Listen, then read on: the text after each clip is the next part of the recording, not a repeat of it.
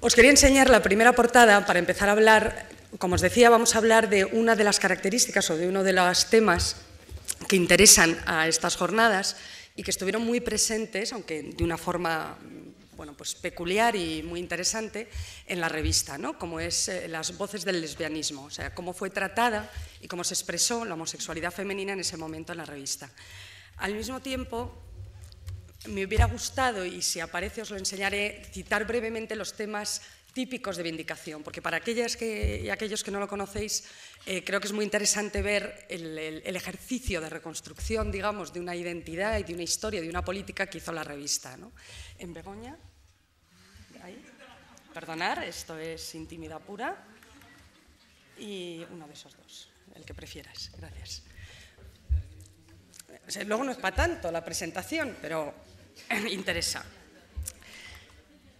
Si os cuento brevemente cuáles eran estos temas, muchísimas gracias. Qué gratitud siento. Bueno, Vindicación, como veis, costaba 80 pesetas, efectivamente. La primera portada, que es la que antes os ha enseñado a trozos Lidia, reúne ya algunos de los temas que van a ser típicos de la revista, ¿no? El primero es el internacionalismo.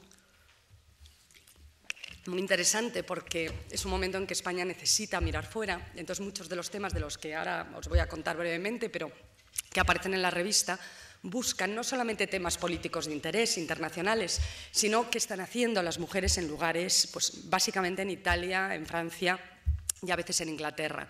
Y muchas de las referencias, en un mundo que no tiene esas referencias políticas, ¿no?, son sacadas de estos países, ¿no? Se viaja limitadamente por el presupuesto a enterarse de qué está sucediendo, que es una necesidad enorme del momento. En segundo lugar, hay una imagen de la mujer muy determinada, muy original, que padece violencia, pero que al mismo tiempo no es una víctima, que parece en cierto modo una mujer tradicional y una imagen completamente distinta. Es decir, hay una voluntad de buscar un sujeto que es nuevo, que tiene que utilizar los materiales con los que se cuenta, pero que al mismo tiempo se tiene que reinventar. Y en eso el diseño de la revista juega mucho con esa idea, ¿no?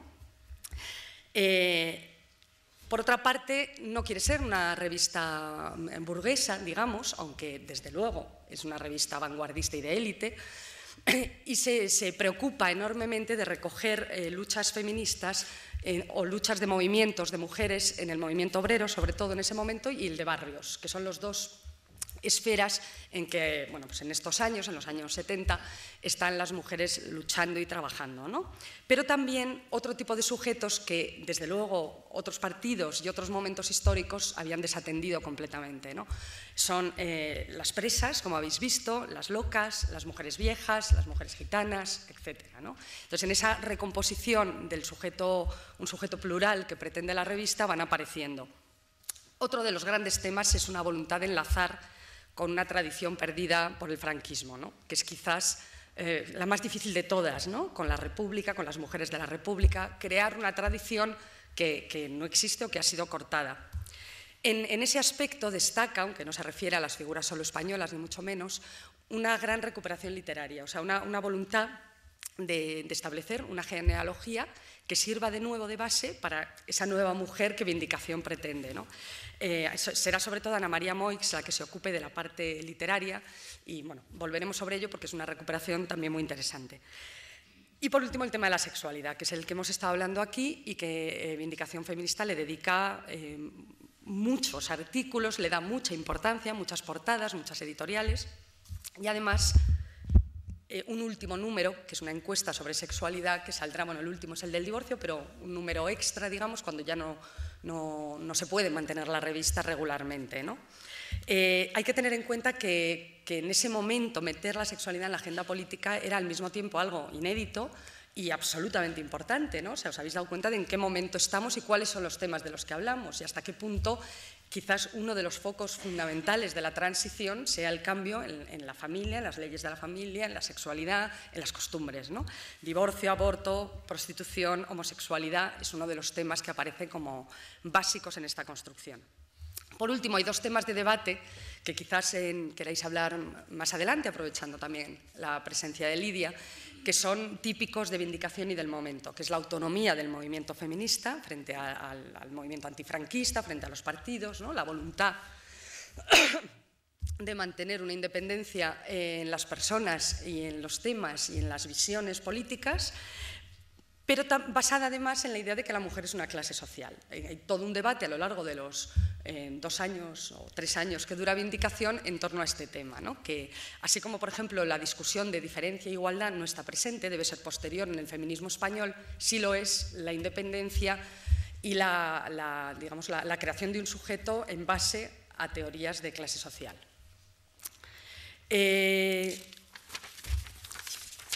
Si nos acercamos ya al tema del lesbianismo, tenemos que hablar de 2 apariciones contradictorias a lo largo de toda la revista. En el campo del discurso, ¿no? Donde aparece la homosexualidad femenina, el lesbianismo, los nombres van variando, está siempre entre la idea del silencio y el escándalo, que es donde normalmente se ha situado este tema. Pero también en la revista aparece, primero como una explicación sobre el tabú que hay que desvelar y que en Vindicación tiene también esa tarea de desvelar algo oculto, y por otro lado, como un argumento político escandaloso, que en sí mismo genera una enorme capacidad revolucionaria, ¿no? En ese doble polo, digamos, se van a situar las apariciones del tema en la revista. La primera es una editorial que se llama Las Homosexuales y que se acerca más, digamos, a esa primera visión que os decía, ¿no? Lo que viene a decir es que el movimiento gay está empezando tímidamente en España y que ese movimiento entra en la lógica antirrepresiva, digamos, de todos los movimientos antifranquistas, pero que las mujeres en él, o sea, la homosexualidad femenina, difícilmente puede entrar en esa lógica porque no ha sido nunca reconocido. Es algo de lo que se hablaba en estas jornadas ya, se habló el primer día, como la negación, el ocultamiento, la irrelevancia es lo que acompaña el tema. Por lo tanto, ¿desde dónde reivindicarlo, hablar de él, ¿no? Puesto que no hay nada que oponerse, ¿no? Hay un silencio, un vacío. En su doble vertiente, como sexualidad, hay un tabú alrededor, no tan profundo y tan absoluto como otros tabús, como el incesto, etc. Pero sí, digamos, el método de represión ha sido por ocultación. O sea, si el deseo se construye culturalmente, si no hay ninguna construcción cultural del lesbianismo, pues es mucho más difícil que aparezca, ¿no? Y al mismo tiempo, la amistad, la relación entre mujeres es un asunto irrelevante. Por lo tanto, entre el tabú y la irrelevancia desaparece el tema, ¿no? La idea de la revista es que gracias al movimiento feminista emerge, ¿no? Aunque emerge de una forma muy abstracta, sin voces concretas todavía, ¿no?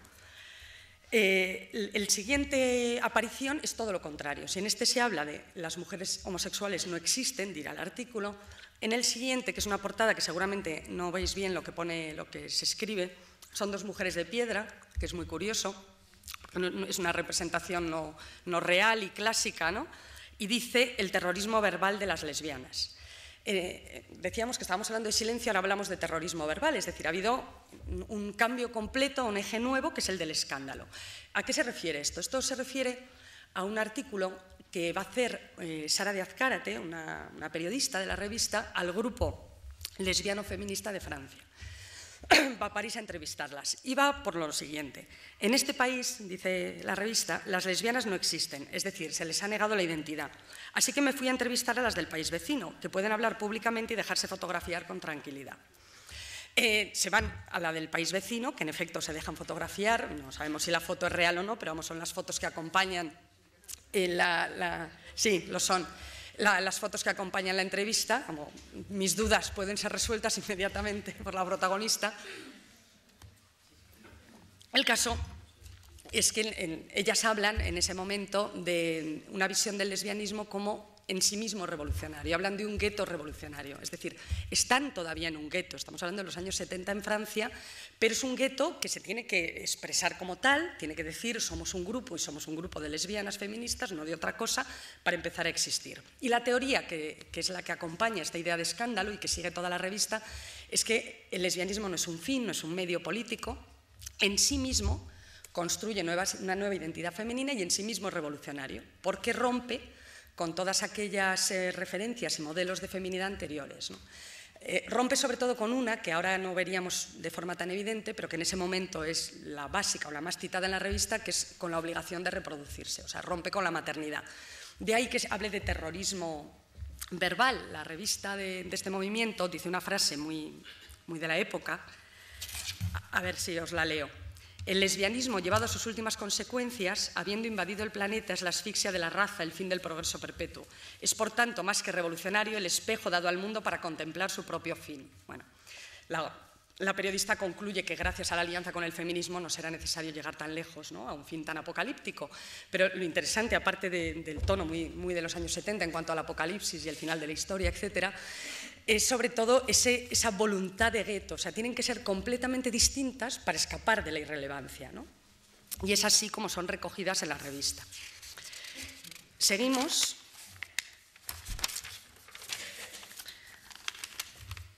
Con los dos ejes, ¿no? Con dónde aparece el lesbianismo. Como decíamos, entre el silencio y el escándalo. Es una oscilación en que va apareciendo.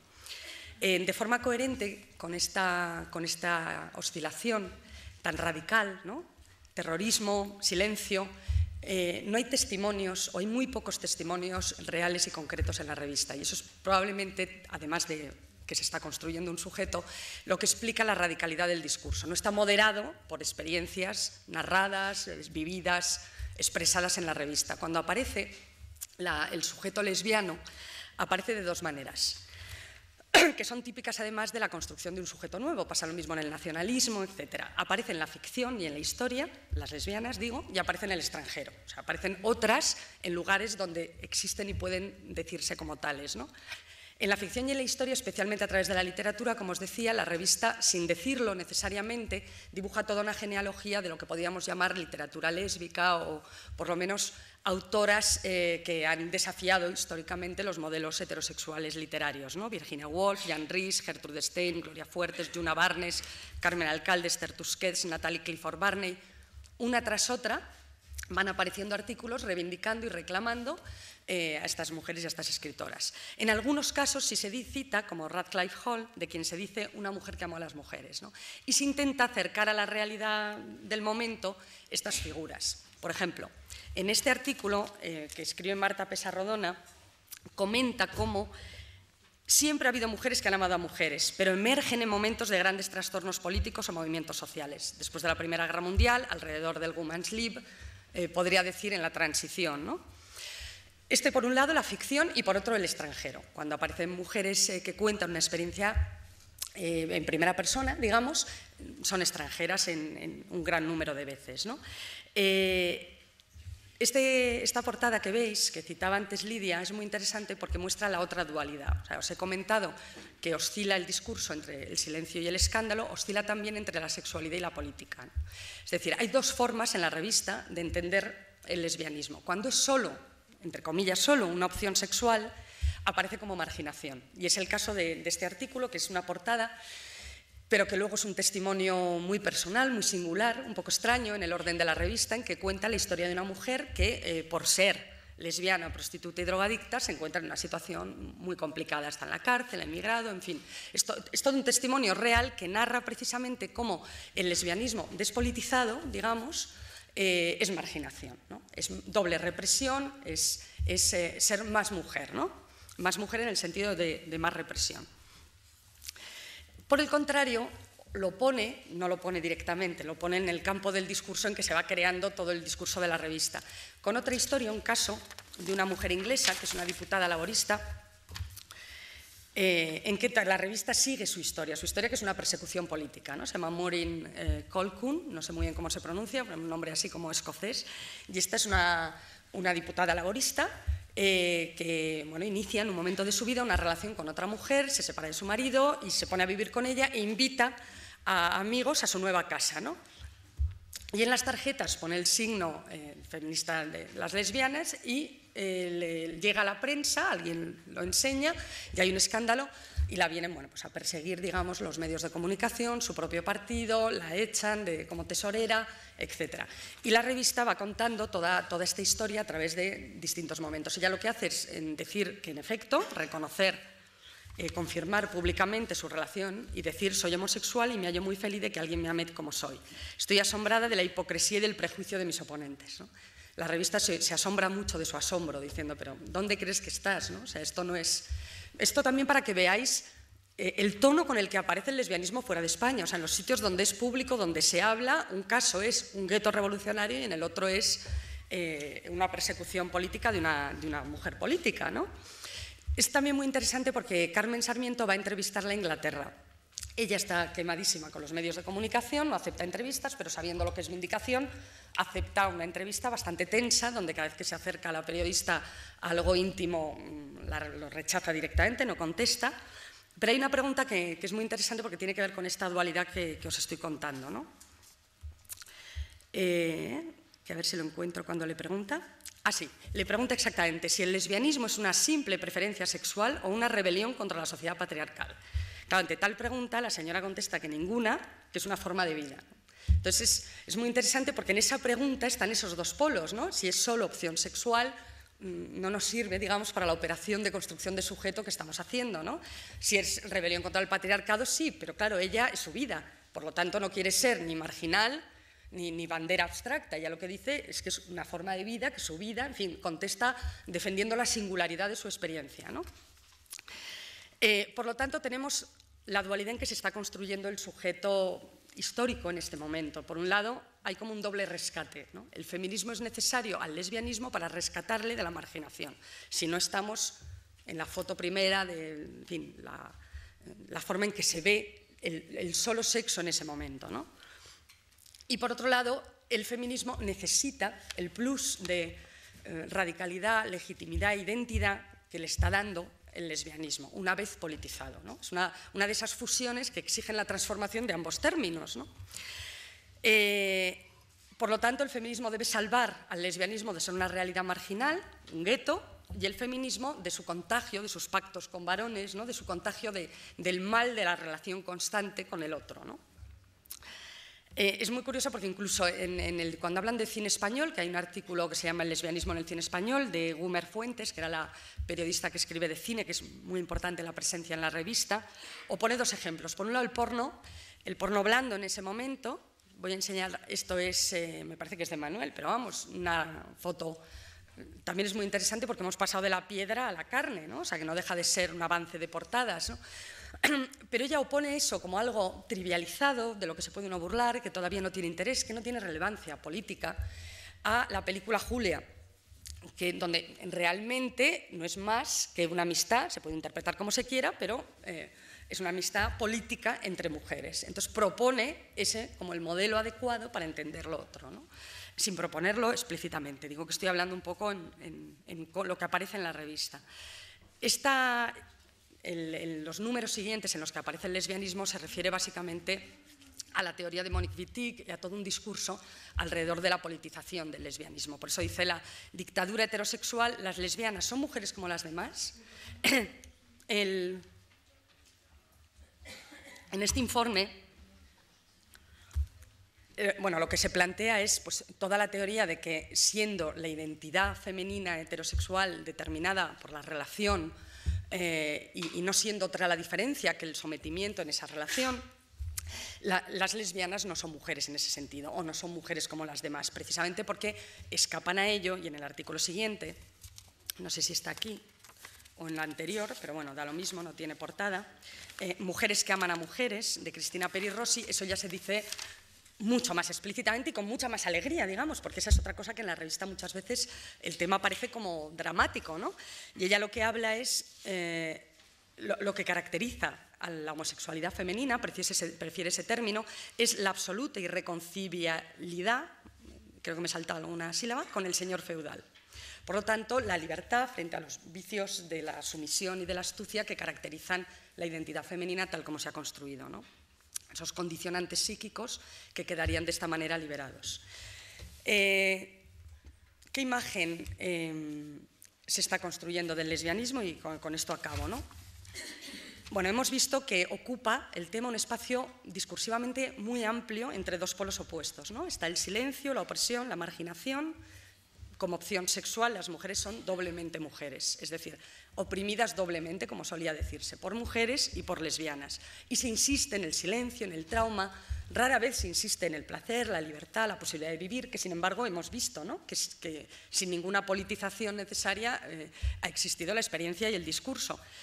En el otro polo está la vanguardia política, entonces son menos mujeres, han escapado a la característica subordinada de la feminidad, ¿no? Entre más mujeres y menos mujeres está el campo propio del lesbianismo en esta visión.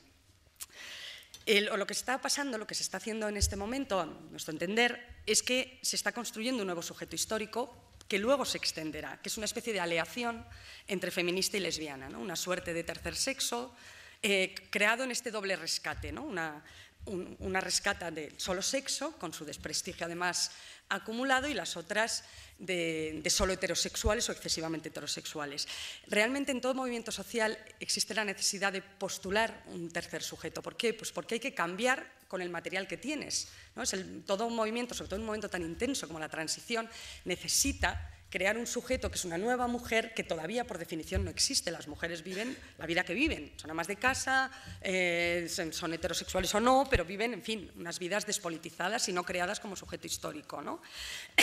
Y para tener, digamos, una estructura feminista y al mismo tiempo ofrecer un modelo de mujer, un modelo posible, la referencia va a ser este modelo que coge algunos elementos del lesbianismo precisamente para mostrar que se puede ser físicamente en la existencia material mujer y sin embargo cambiar la identidad.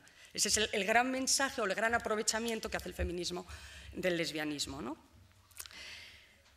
Al mismo tiempo, en la revista está pasando otra cosa que quizás es lo más interesante y sin embargo eso no está explícito, que es la propia experiencia de vindicación, ¿no? Os enseño una foto de la redacción. Lidia no se la ve, está cortada, pero no es culpa mía, es del PowerPoint. Pero vamos, es... No estás en el centro, estás a un lado.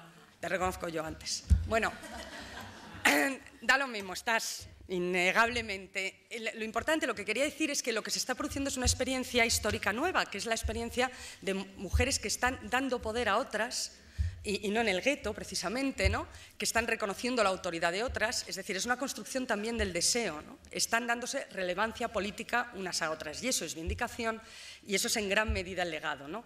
Es verdad que a cambio de esta operación que se hace entre feminismo y lesbianismo, como se abre un campo en que se puede ser mujer distinta, cambiar la identidad sin necesidad de ser lesbiana, puesto que no es solo sexo, es otra cosa, se vuelve en cierto modo a crear un flu sobre el tema, ¿no? Se vuelve a no explicitar, a no hacer necesario decir, a no hacer necesario organizar, ¿no? Es como si ya con esa aleación estuviera solucionado, pero eso es un tema que probablemente FEFA discutirá a continuación mucho mejor. Y con esto acabo, muchas gracias. Bueno, después de esta sintética, concisa y creo que muy clara exposición por parte de Begoña Perna, abrimos un pequeño turno de palabras para, bueno, para lo que se quiera comentar para todas, claro. Luis Díaz sube esto y bueno, pues eso.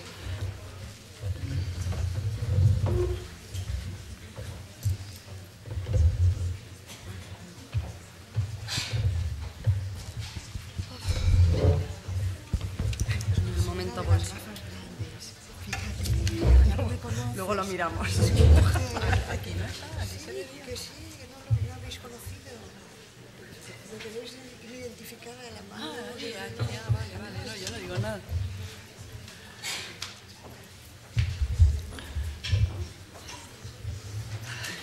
¿Este era mi copa o era de la tuya? Estoy bebiendo yo, pero... Bueno, pues beberé de la botella. Vamos, está muy claro. Esto está más cerca en el recuerdo. Bueno, que las otras cosas que hemos hablado, sí, te lo aseguro. Esto es como la niña de todo el cotarro. Pero bueno. A ver si os decidís, ¿no? Porque si nos contamos algo. Si no, nos vamos.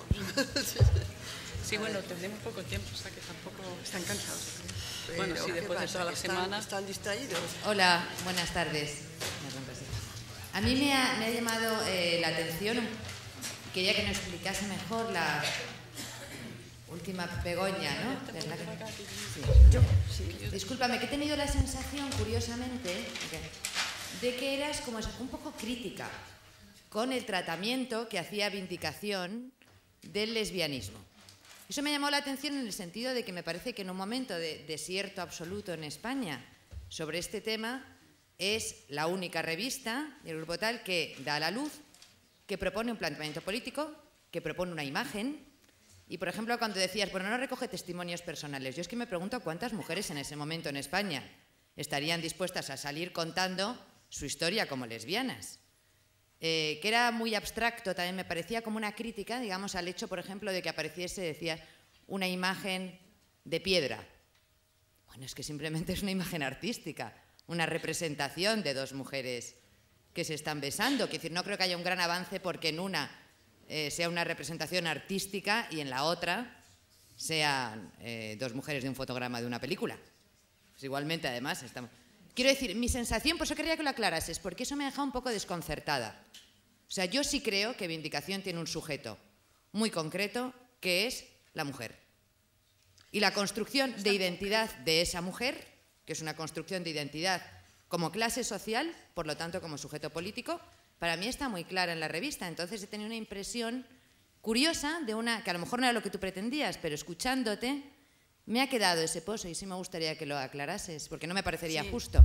No pretendía ser una crítica desde aquí, una crítica de criticar la revista. Pretende ser crítica literaria, digamos. Entender en ese momento cómo se plantea. Y claro que se plantea desde un vacío de experiencia. Y se tiene que inventar y postular, como todos los demás temas, por otra parte. No es en absoluto el único, lo que pasa es que es el que me han encargado a mí, o el que toca en estas jornadas. Entonces, no es una crítica y mucho menos a que la gente cuente o no cuente su experiencia. Pero es importante. Es importante porque... No, el tema lo tratan de la única manera posible en ese momento, pero como es la que lo trata, es de quien se habla. Por lo tanto, lejos de ser una crítica, es admirativo porque existe. Y encima lo trata, pero lo trata en unas condiciones que son las que yo he intentado entender. ¿Desde dónde y por qué ese desde dónde? ¿Sabes? ¿Qué se está intentando construir? Pero que es algo, lo digo positivamente, en ese sentido no era crítica como tú dices, ¿sabes? Es al revés. En cuanto a la experiencia, hay un montón de experiencia personal en Vindicación. Hay, por ejemplo, un relato de abusos donde mujeres todas cuentan, confirma, personajes públicos, muy conocidos ahora, no sé si lo eran tanto entonces, los abusos sufridos en la infancia, por ejemplo, en primerísima persona, y que es un tema tabú completamente, y se hizo ese esfuerzo, ¿sabes? O sea, Vindicación está en un momento en la completa vanguardia. O sea, incluso cómo se habla del tema en otros países es lo que he contado, lo poco que refleja, ¿no? O sea, que no pretende criticar en ese sentido político, todo lo contrario. Además está... Bueno, yo no me ocupaba de esos temas. Sino porque No. Que va, te he escuchado con muchísimo interés y admiración de que todavía tengáis interés por la revista, ¿no? Pero yo quería explicar una situación, pero real, concreta, que se nos dio. En aquel momento, una editorial, no me acuerdo cuál, publica Los homosexuales hablan o algo así. Bueno, publica, anuncia, me parece que no llegó a publicarlo. Y entonces Terence Moix es uno de los que se definen como homosexuales y también hay 3 o 4 más. Entonces nosotras dijimos, vamos a hacerlo con mujeres. Penséis que de la plantilla y colaboradoras de Vindicación, el 60 o el 70% eran lesbianas. Pues ninguna quiso hacer el libro, ninguna quiso, ni siquiera Ana María Moix. No se atrevió, a pesar de que su hermano estaba ya, bueno, más o menos en candelero y ya se iba hablando de él. De modo que el esfuerzo que se hacía desde el punto de vista, bueno, el económico ya os lo he contado, pero desde el punto de vista de la confesión o de la búsqueda del tema, y luego del riesgo que corríamos al publicarlo, porque ya teníamos 2 o 3 procesos encima, era extraordinario. Estoy totalmente de acuerdo. Vamos, doy por hecho que se entiende así, ¿no?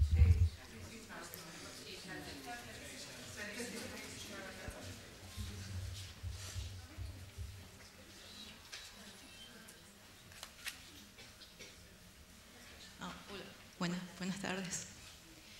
Sí, por favor, me llama la atención que hay un grupo de mujeres que son feministas y no son lesbianas y que quizás en ese modelo para ellas es más difícil identificarse, o sea que el discurso, o sea, según la presentación yo puedo entender que iba dirigido a un grupo de mujeres lesbianas y feministas, pero entonces me pregunto, las mujeres que son feministas y que no son lesbianas no se sienten identificadas con ese modelo.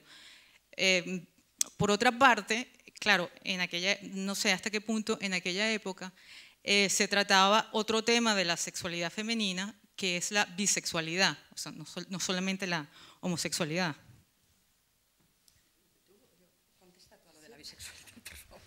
No, lo otro si quieres. Pero es que sale mucho en la claro, revista. yo lo que quería explicar, y Laura me has dado la oportunidad, es que el lesbianismo entró con una gran fuerza en el principio del movimiento feminista, precisamente porque estaba perseguido, reprimido, oculto, ignorado y execrado, ¿no? Y una porción importantísima de las dirigentes feministas y de las participantes del movimiento eran lesbianas, habían sido lesbianas o se convirtieron en lesbianas. Bueno, pero al mismo tiempo las que dirigíamos mucho el movimiento y veníamos de partidos políticos, una mayoría éramos heterosexuales, o por lo menos así nos tenían clasificadas, claro. Y entonces se produjo una tensión, bueno, no muy aguda, pero de todos modos evidente, que se verbalizó y que se escribió, acusándonos a las heterosexuales de que dormíamos con el enemigo. Y que, por tanto, estábamos en la frontera de la traición, podríamos decir. Que para demostrar que una era coherente y consecuente, ¿verdad?, también había que ser consecuentemente proletaria. Por lo tanto, si me pintaba las uñas y me maquillaba y llevaba el aspecto más o menos que tengo ahora, pues tampoco era una pura revolucionaria. Y en esa tonta discusión pasamos un tiempo que parece que se ha olvidado un poco, no sé si se ha olvidado, no sé, o yo ya no me entero, pero que, sin embargo, pues sigue ahí latente, ¿no? O sea, ¿cómo puede ser feminista, enamorarte de un hombre, vivir con él, en muchas ocasiones tenerlo un poco de ayudante, de cómplice, ¿verdad? Lo cierto es que no del todo. La prueba es que todas las dirigentes del movimiento feminista de aquella época nos divorciamos. Todas. No quedó ni una que pudiera conservar el compañero que había sido de la lucha revolucionaria a lo mejor muchos años, que había estado en la cárcel, con el que habíamos vivido enormes dificultades, que se había mostrado dispuesto a dar la vida por cambiar el mundo y que era incapaz de cambiarse a sí mismo. Y que, por tanto, cuando llegó ya la mayor fricción, que fue la de, sobre todo, vernos a nosotras como protagonistas de una determinada lucha y tener una cierta fama, pues no pudieron soportarlo, ¿no?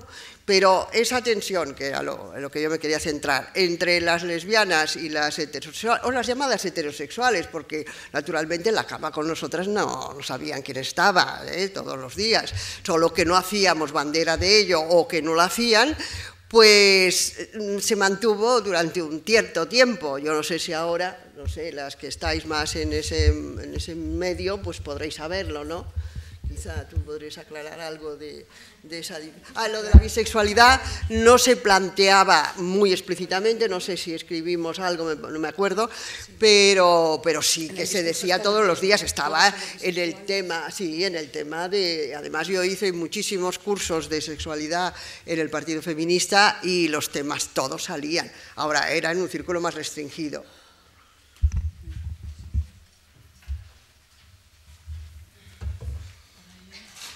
Bueno, si hay alguna palabra más y si no, ya pues, acabamos con este turno de palabras.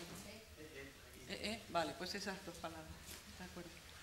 Que el tema tiene gracia porque cuando yo llegué aquí a Madrid me encontré con que el movimiento lésbico acusaba al movimiento feminista de haber marginado a las lesbianas. Entonces yo no lo podía creer, ¿no? Porque yo siempre decía que cuando llegué al feminismo es lo que me definió o me impulsó a definirme como lesbiana, ¿no? Y que además las que no lo eran, era como que si no eras lesbiana no te acostabas con mujeres, eras como tonta. O sea, realmente lo que estaba mal visto era lo que contaba Lidia de acostarse con el enemigo, ser hetero, no estar definida. Y recuerdo muy bien como incluso las que eran heteros lo probaban, lo intentaban y bueno, hubo tremendos líos porque parecía pero que si no... Claro. Sí. Se esforzaban, eso que decíamos, cambiaban. Y me gusta mucho que se haya aclarado este tema porque siempre decía, pero si esto no era así. Yo no sé si aquí en Madrid la experiencia fue diferente, pero vamos, las revistas se vendían en todo el país, ¿no? Me siento que se ha ido Beatriz porque lo he discutido muchas veces con ella. Bueno, Ah, y otra cosa al margen. El libro de Vindicación Feminista, las de la Librería de Mujeres en el Entre Dos, lo van a presentar el día 21. Ah, pues menos mal que me entero. El día 21. Bueno, tú tienes que estar. Están diciendo. Está muy bien. Bueno, supongo Sí. que cuentan con mi tiempo. Es que ya sabes que soy mala comunicadora. Pero, bueno, luego lo hablamos, que todas no cabréis en el Entre Dos, pero habrá otras ocasiones, supongo, que esa será la primera. Gracias.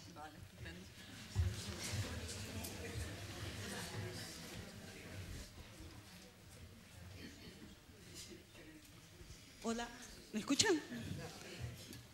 Hola, me llamo Leticia. Yo quería hacer una pregunta, precisamente con la confrontación que existe muchas veces entre las feministas heterosexuales y feministas lesbianas, sobre todo porque yo vengo del movimiento latinoamericano y en el movimiento latinoamericano feminista de lesbianas feministas tienen una muy fuerte confrontación a inicio de los 80, justo cuando se está armando el movimiento feminista latinoamericano y existe una gran demanda y una contestación muy fuerte de las lesbianas, al punto que reclaman las lesbianas básicamente que no sean ocultas, que sus demandas sean reconocidas en el discurso político y también por otro lado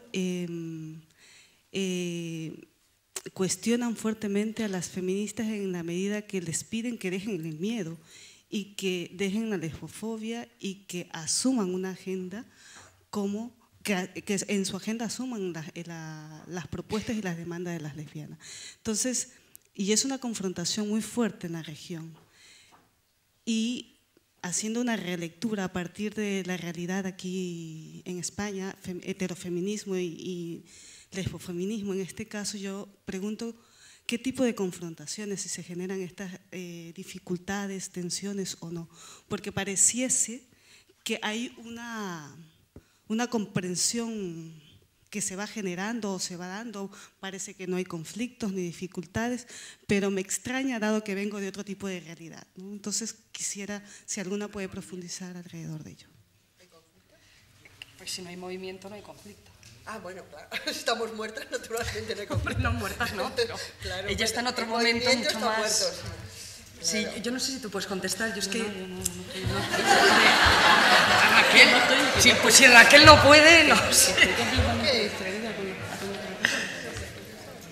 Es que yo lo desconozco, no sé si hay una discusión, probablemente FEFA sepa si hay una discusión actual en el movimiento feminista.